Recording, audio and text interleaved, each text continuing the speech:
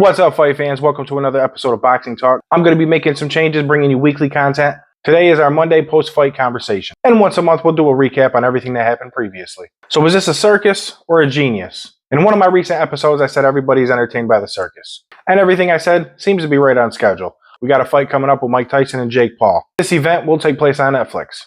Now, it makes me wonder with an event of this magnitude if it's actually taking place on Netflix due to the fight with his brother Logan Paul and Mayweather.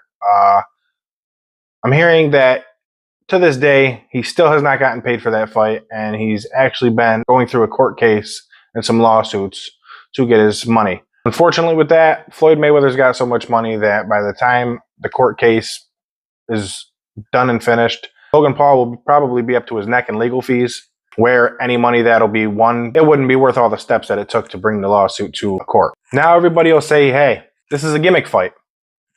I'm not paying for it. I've heard gimmick fights prevent bigger fights from happening. Do they really? Or do these circus fights attract the masses? Unfortunately, we're in a day and age where we got to get used to this type of thing. Gimmick fights attract attention. And with attention comes money. One thing we can say certain is Jake Paul is a businessman. Mike Tyson being the legend that he is, Jake Paul with his resume thus far, no matter how we try to slice the pie, boxing's looking at it as if it's bringing in money, fuck what everyone else thinks. So we got Jake Paul, 27, taking on Mike Tyson. And one thing I could say is this man still got it. Every training video I see looks like he's coming to hurt the kid. Now, it's not the same Mike Tyson that fought Frank Bruno. Mike Tyson has a legacy. Mike Tyson has a reputation to uphold. For him to lose to Jake Paul, yeah, you could say it was a charade, to say the least. But I have to be honest with you.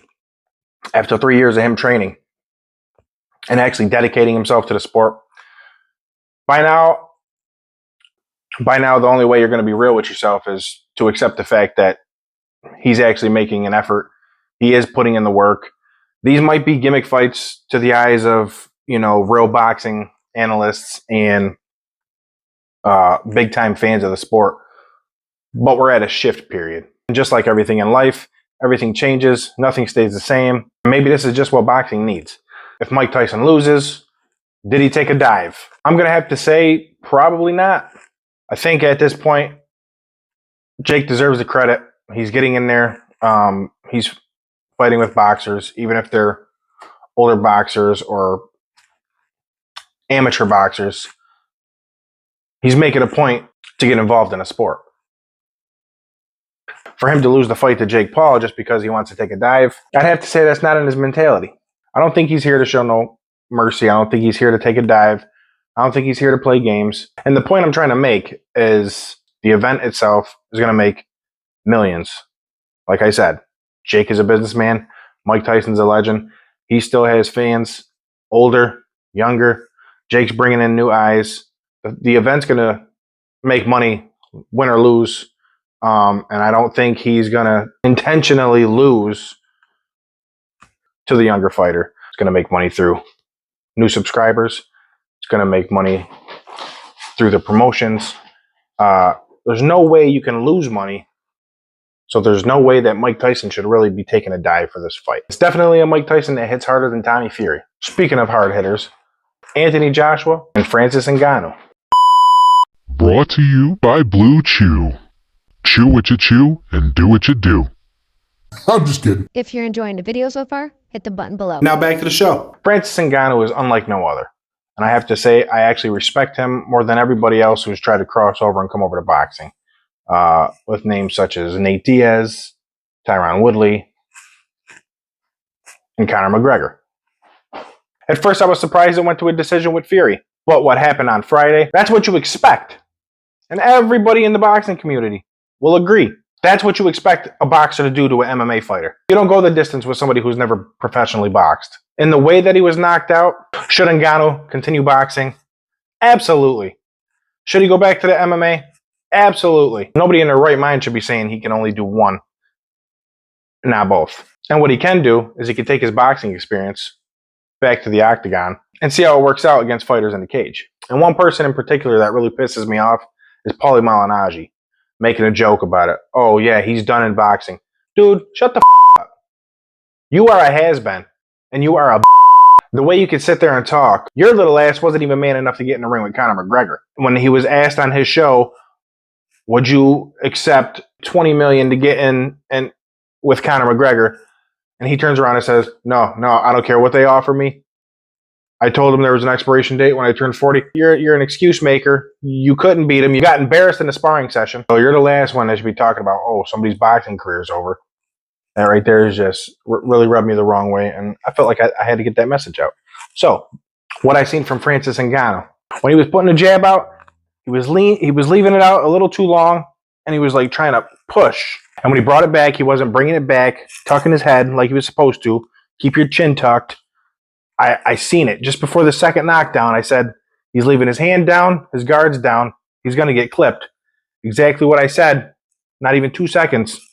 Why that right hand? He's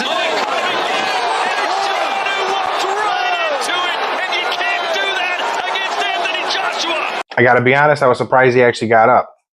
I thought the referee was going to wave it off. He's up. He has the look of defeat on his face. He ended up letting him go. Not even 2 seconds in, Joshua threw the same punch.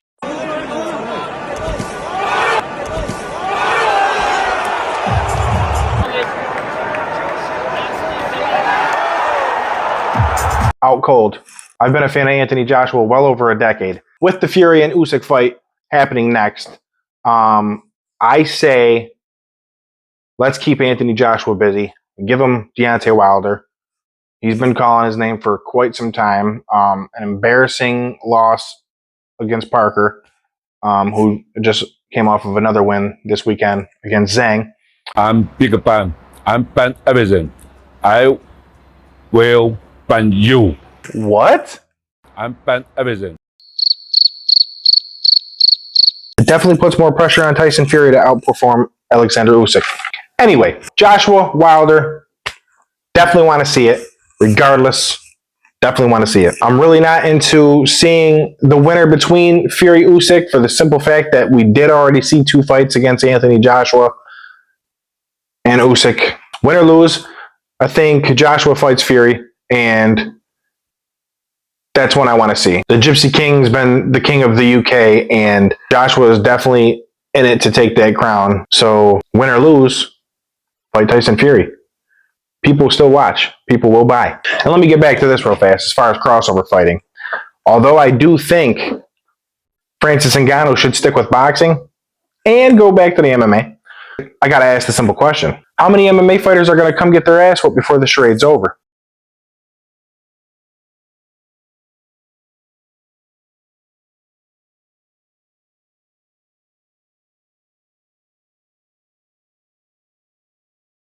Boxers aren't the ones calling the MMA fighters out. Stop the bullshit about, oh, well, why don't y'all go into the cage? They don't have to.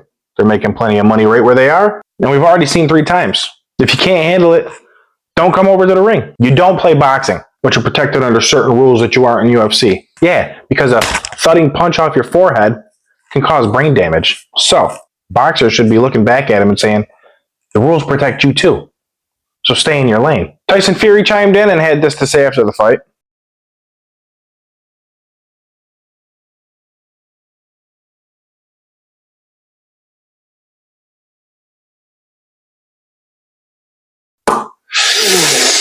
Yeah, he might not have been able to do it with a smaller Usyk, but that definitely doesn't mean he can't do it with a big-headed gypsy.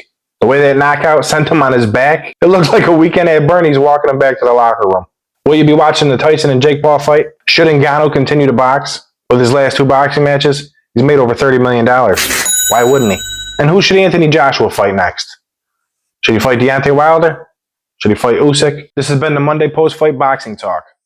We're out.